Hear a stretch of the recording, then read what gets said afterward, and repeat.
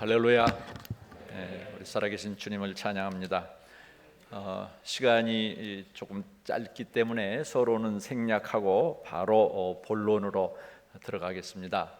오늘 제목은 우리는 어떻게 살아야 할까, 이런 질문을 던지면서 시작하는데요.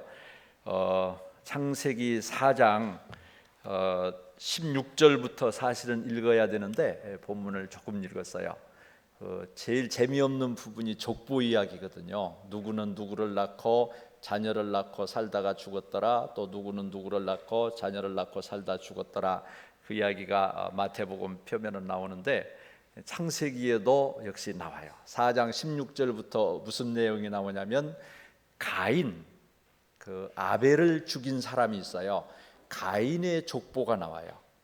가인의 족보가 나와서 누가 누구를 낳고 살다가 죽었고 또 낳고 살다가 죽었고, 그런데 23절에 보면 라멕이 말하는 거예요. 23절에 4장 23절에 라멕이 아내들에게 이르되 아다와 실라여 내 목소리를 들으라.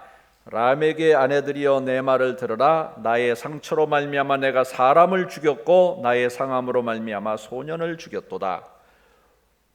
지금 이 본문에만 이 말이 나오기 때문에 한 명을 죽였는지 두 명을 죽였는지 어떻게 죽였는지는 모르지만 두 명을 죽였다고 기록되어 있어요. 가인은 아벨을 한 사람을 죽였고, 사람을 죽였다는 것은 하나님의 형상대로 창조된 인간을 죽였다는 건데, 하나님의 율례와 법도를 떠났다는 거예요. 하나님을 왕으로 섬기고 하나님을 주인으로 섬기는 생활을 그쳤다는 거예요. 인간이, 하나님의 창조를 입은 인간이 하나님을 왕으로 섬기지 아니하고 하나님의 율례와 법도를 떠나서 자기가 왕인 것처럼 자기가 모든 것을 결단하는 사람으로 살아가는 모습이 지금 4장 16절부터 나오는데, 우리가 잘 아는 것처럼 가인은 아벨을 죽였잖아요. 그랬는데 지금 그 자손들에 계속되는 라멕은 사람을 또 죽였을 뿐만 아니라 배로 죽였고, 그 다음 말씀이 24절 말씀이 가인을 위하여는 벌이 7배일진데 라멕을 위하여는 벌이 77배이로다. 가인을 위해서는 죄를 지은 벌이 7배라면 그 자손들이 죄는 더 지어졌고 벌은 77배로도 죄는 더욱더 가중되었음을 성경은 기록하고 있습니다. 그런데 아벨 대신에 지금 25절부터 나오는 말씀은 아담이 자기 아내와 동침함에 그가 아들을 낳아서 셋이라 이름하였는데 아벨 대신에 셋을 주셨어요. 그리고 셋의 자녀가 에노스, 게한, 마할랄렛 이렇게 나가면서 노아로 나오고 에녹, 노아 이렇게 나가거든요. 나가는데 그 사람들은 하나님을 찾고 믿고 생활하는 것을 지속적으로 나갔어요.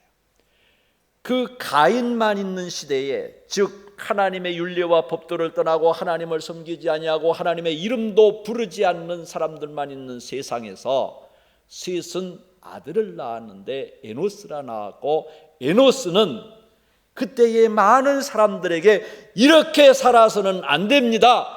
우리 뒤에 눈에 보이지 않지만 하나님께서 계시고 천지를 창조하셨고 우리의 생사화복을 주관하는 하나님이 계십니다. 우리는 그분을 알아야 되고 그분의 이름을 부르어야 되고 그분께 예배해야 됩니다. 이렇게 외치면서 에노스는 살았습니다.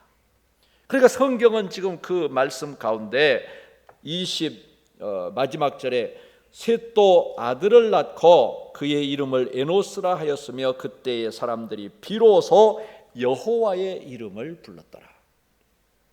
여호와가 있이 살아가는 사람하고 여호와가 없이 살아가는 사람하고는 천지 차이입니다.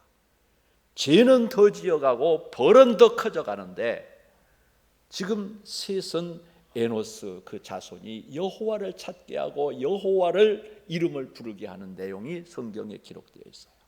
그 자손 중에 에녹이 있습니다.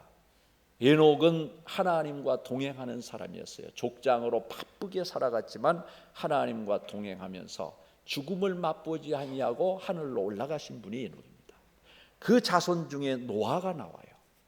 노아의 세상에 악이 관영할 때에 당대의 의로운 사람이고 의인이라고 하나님의 칭찬을 들으면서 믿음을 지켜나간 사람이 노아예요. 그 자손 중에 아브라함이 나옵니다. 사람들이 바벨탑을 쌓고 또 인간적인 삶으로 살아가려고 할 때 아니다, 하나님께서 주인이시고 하나님께서 왕이시라고 외치면서 그리고 본토 친척 아비집을 떠나 내가 네게 지시할 땅으로 가라. 거기서 큰 민족을 이루고 내 이름을 창대케 하리라는 하나님의 약속을 받고 떠나간 사람이 아브라함, 믿음을 지킨 사람, 믿음의 조상이 된 거예요. 오늘날 우리가 어떻게 살아야 할까?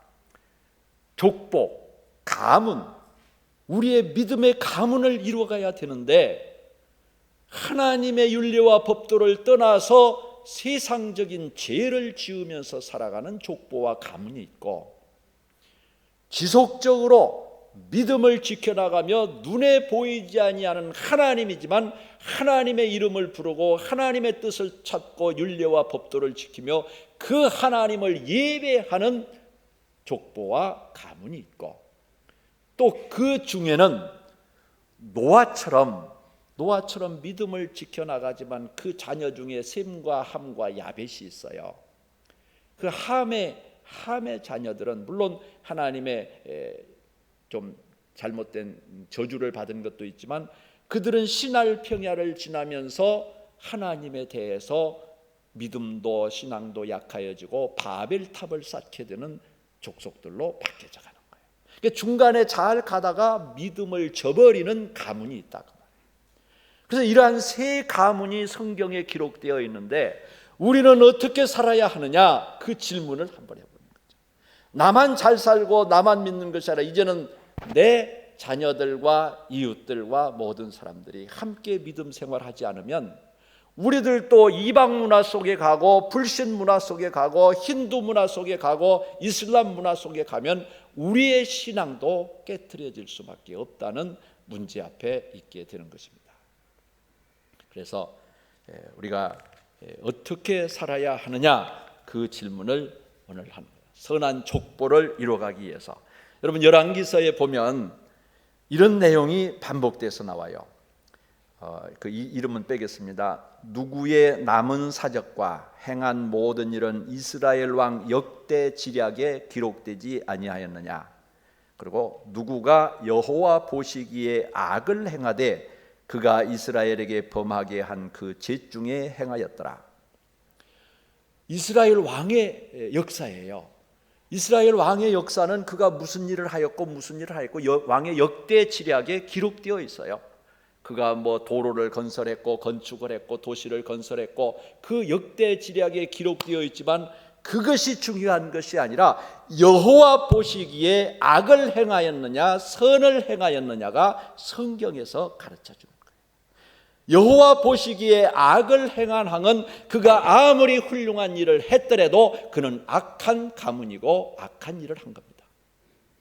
여호와 보시기에 선을 행하였다고 성경이 기록한다면 그는 일을 하지 못하였을지라도 그는 선한 족보요 선한 가문이요 선한 일을 한 사람으로 성경은 기록하고 있는 것입니다. 선한 족보는 여호와 보시기에 선을 행하였다고 기록하고 있어요. 우리는 누구입니까? 오늘 이 자리에 눈에 보이지 아니하는 하나님을 찾고 주님을 찾아서 이 자리에 나온 우리는 택하신 족속이요 왕같은 제사장들이요 거룩한 나라요 하나님의 소유된 백성인 줄 믿습니다. 아멘. 우리는 지금 하나님 앞에 그래도 지금 서 있는 자들이에요. 그런데 문제는 이제 선한 족보, 선한 가문을 이어가야 된다 그 말입니다. 그런데 하나님의 심판은 언제 임하였느냐? 우리가 거룩하게 살지 않을 때, 그리고 우리가 사람들에게 하나님을 알리고 하나님을 찾도록 하지 않을 때 심판이 임하였어요. 하나님의 사람들이 거룩한 삶을 살지 않을 때는 여지없이 심판이 임하였습니다. 소돔과 고모라에도 그 잘못된 일이 있었지만 그 심판은 의인 10명이 없어서 다시 말해서 알리고 전해주고 이렇게 살아서는 안 됩니다라고 애치는 자들이 10명도 안 되어서 심판되었다고 말하고 있는 것입니다. 그래서 우리는 우리의 신앙을 거룩하게 지켜나가야 되고, 그리고 우리의 이웃들에게 알리면서 살아가야 되는 것을 알려주고 있습니다. 거룩한 삶은 어떻게 살아야 합니까? 첫째는 거룩하신 분은 하나님밖에 없어요. 거룩하다 거룩하다 거룩하다 만군의 여호와여. 하나님을 모시고 사는 삶이 거룩한 삶입니다. 다시 말해서 예배하는 삶이에요. 신약에 와서는 예수 그리스도입니다. 예수 그리스도를 마음에 모시고 그분의 율례와 법도를 따르고 그분을 예배하는 생활이 우리를 거룩한 사람으로 인쳐 주시는 것입니다. 두 번째는 거룩한 날이 있습니다. 하나님께서 7째 날을 거룩하게 하시고 복 주셨다고 했습니다. 모든 날이 다 같지만 하나님께서 7째 날을 복 주셨는데, 이 안식일을 기억하여 거룩하게 지키는 생활이 우리를 거룩한 생활로 인도하여 가시는 것입니다. 그래서 안식일을 기억하여 거룩하게 지키라. 안식일이 신약에서 주일로 바뀌어진 건 아시죠? 또 하나는 거룩하게 구별한 제사장과 레인이 있습니다. 성막에서 봉사하고 성전에서 봉사하는 자들이에요.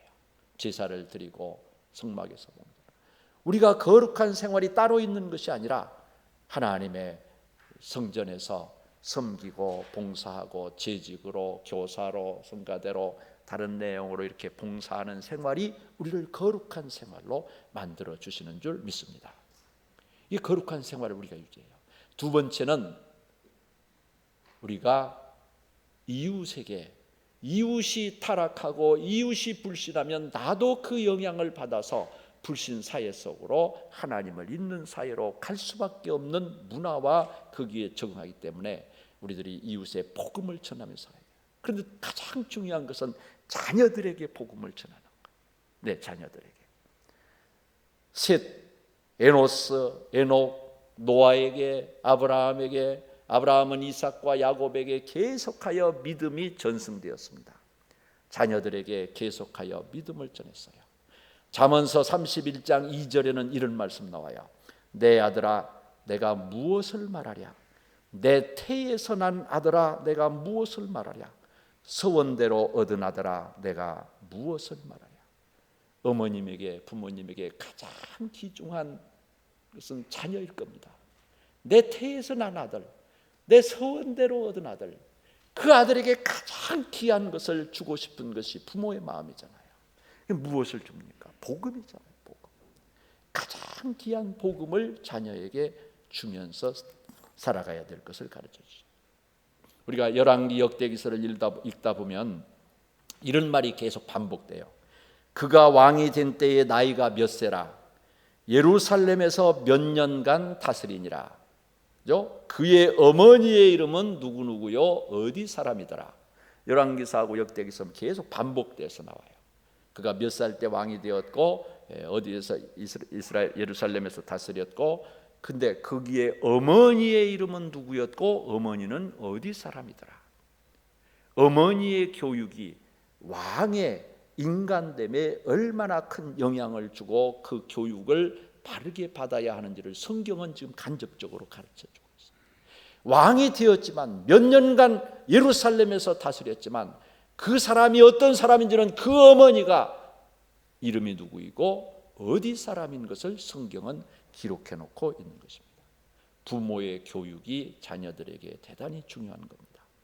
세계 인구의 0.2%에 불과한 유대인이 각계에서 뛰어난 활약을 하고 있는 이유는 무엇일까? 2000여 년 동안 그 정체성을 잃지 않고 세계의 우수성을 입증해온 그들의 문화적 특성 속에는 바로 어머니들이 있었다. 남다른 신앙가루로 자녀 교육을 하여 아이들을 강인한 민족으로 육성해온 어머니들이 있기 때문이다. 즉 어머니, 유대인들은 그 모계사이죠. 부모님의 교육이 그만큼 중요하다는 것입니다. 두 번째는 온 백성에게 복음, 예수 그리스도를 알리며 살아가는 거예요. 구약 시대에도 아브라함에게 너로 말미암아 모든 민족이 복을 얻으리라고 했습니다. 네 민족만 아니라 모든 민족, 이삭에게도 그랬고요. 끊임없이 복음을 전했고, 신약에서는 너희는 온 천하에 다니며 만민에게 복음을 전파하라. 믿고 세례를 받는 자들은 구원을 얻을 것이요 믿지 않는 자는 정죄를 받으리라. 믿는 자들에게는 이런 표적이 따르니 너희가 내 이름으로 귀신을 쫓아내며 뱀을 찝으며 무슨 독을 맞을지라도 해를 받지 않고 새 방언을 말하며 병든 자에게 손 얹은 즉 나으리라. 주에 따르는 표적으로 함께 하시면서 복음을 전하는 자에게 예수의 능력이 함께 하실 것을 가르쳐주고 있는 것입니다. 오늘 선교사 파송식도 사도행전 13장 2절에 그렇게 말합니다. 내가 불러시키는 일을 위하여, 성부 성자 성령 하나님께서 불러시키시는 일을 위하여 안디옥 교회를 택하였고 바나바와 사울을 따로 세움같이 오늘 우리 싱가포르 한인교회를 하나님께서 택하시고 우리 김규태 목사님 네 분을 따로 세우셔서 선교사로 파송하는 줄 믿습니다. 하나님의 큰 축복이고 하나님의 예비하심과 인도하심이 함께하고 있는 것입니다. 저는 오늘 성탄절에 성탄절 설교를 준비했으면 좋았겠다 그런 생각을 했었는데 2020년 교회 포효가 선교하는 교회를 넘어 선교적 교회로 싱가포르 한인교회를 하나님께서 마지막 때에 우리 한국 선교의 교도보로 삼으시고 온 세계 만민에게 복음을 전하는 큰 역사를 감당하는 교회로 세워주신 줄 믿습니다. 이 사명을 잘 감당하여서 더 큰 복을 누리시고 복된 가문을 이루어 가시기를 주님의 이름으로 축복합니다. 자비로우시고 거룩하신 우리 아버지 하나님, 은혜와 사랑을 찬양하고 감사합니다. 저희들을 택하여 주셔서 하나님의 택한 족속으로 만들어 주심을 감사합니다. 지속적인 믿음을 위해서 우리 자녀들에게, 이웃에게 복음을 가르치며 전파하며 나아가는 저희들이 되도록 도와주시옵소서. 예수님의 이름으로 기도하옵나이다. 아멘.